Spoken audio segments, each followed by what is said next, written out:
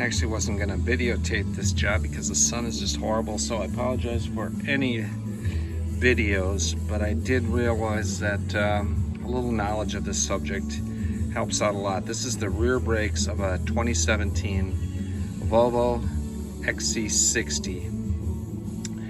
And let's see, there's 5 19mm lugs to take off. And what we're doing is replacing the pads. And this is with the electronic parking brake. So if you have the little switch instead of the foot lever that you push, this is for you. So we've come around to the calipers. There's a 13mm bolt right here. And then on the inside, you have to find a narrower, I have a cheap set of end wrenches that are a little narrower and they fit in here to hold this. That's 15mm. So you hold that and you remove the bolt, 13mm. 15mm end wrench, 13mm socket. And there's 2 of them, one there and one here. So you remove both those, and then this is the electronic parking brake right here. It's 2 small bolts that hold it onto the caliper. And that's where it gets a little tricky. I have, let's see, they're T30s, and I have a length that's this size that goes into my end of my drill, but can't get a drill in the end of that because there's not enough space. So you can use a quarter socket on here. Fits inside of a quarter socket. That's your one option. Well, that's about 4 inches long, and that's a tad bit too long. And the other one I have is a T30 that's on the end of my socket type thing, and that's a little bit too short because you run into the problem of the housing here. Here's one of the T30s right here, and the other one is hidden on the back. Probably can't quite see it down there. The problem is the shorter one hits this housing here, the socket part hits it, and the 4 inch is a tad bit too long. So if you really wanted to get, I'm gonna add this, I'm gonna look for some 2-inch Torx, preferably with a socket on the end of them. I like those. I do have these also, but it's a little too tight to get with that. So anyway, again, I apologize for the video, but it's best to get them loose. This parking brake actuator loose with the T30s while it's still on here. One there, one there. And then I'm gonna pull it off. I got both those loose. We'll finish taking it off once I have the caliper off. Okay, once you have the 13mm bolts out of there, pry bar, and it just pries out. The top and the bottom, it'll just work itself off. The brake pads will probably still stay right on the rotors there. So we're just gonna take that off and we're gonna turn it upside down, set it on top of the rotor. What we wanna be careful of is actually stretching this hose. We don't put any tension on that hose. Okay, now that I've got the caliper setting on top of the rotor, and again, watch the hose. And here is the 2 T30s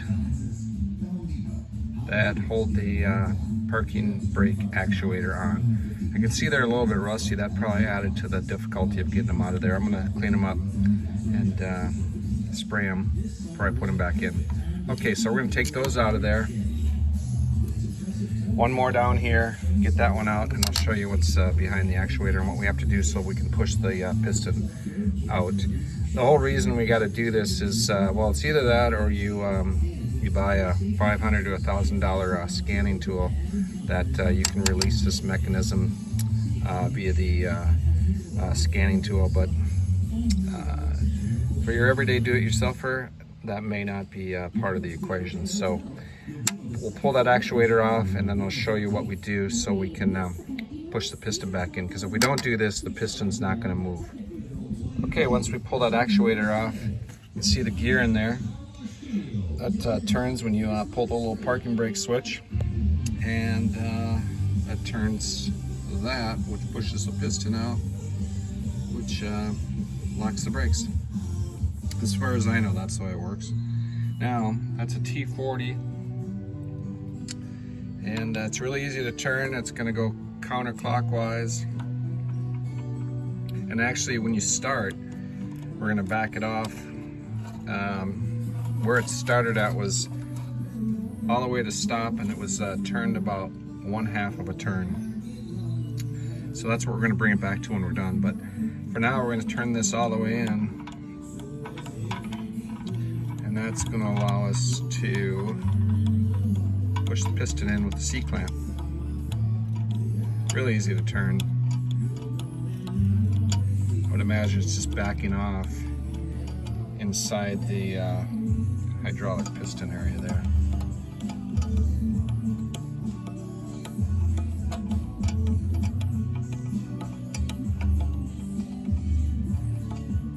All right. Now I'm going to get the C-clamp on there, and now we'll push that piston back in. And then the brake reservoir is right in front of the windshield on the back of the firewall here.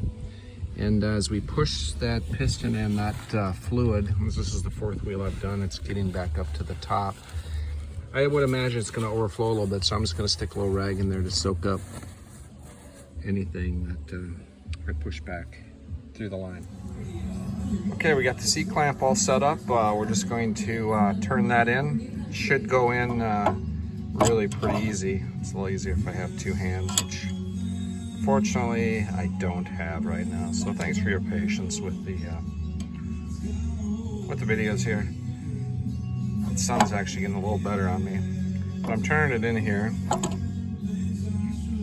and the piston's going in. So you'll see it move in. I'll show you a picture of it here when it's all the way in. Okay, the piston is all the way in. I'm gonna take the C-clamp out, and then I'll show you what we do with that that gear for the parking brake. Okay, now we're just gonna go back counterclockwise until it stops, and then we're gonna go 1/2 a turn in.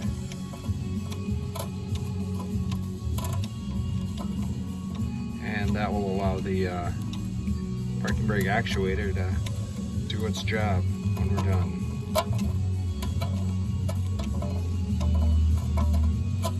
All right, there it is. 1/2 turn. There we go. All right, we'll be right back. Okay, now we're just going to remove the old pads, and you can see they just slide right on there. We're going to clean those brackets up a little bit, because those pads do have to slide on there, and if they're not cleaned up, they're not going to slide. And then we'll just match up the new pads to the old pads, make sure they're the same, clean up this bracket, and we'll put the new ones back in. Okay, new pads are in. We're just going to move the caliper down into position. Actually, first we're going to put that parking brake actuator back on, and probably tighten it down, and then do the final tighten once I have the caliper back on. Okay, brake job is complete. Not too bad a job. That electronic parking brake complicates it a little bit, but it's worth your time, I think. Learn to do a brake job, and you'll save a lot of money. Thanks a lot for watching.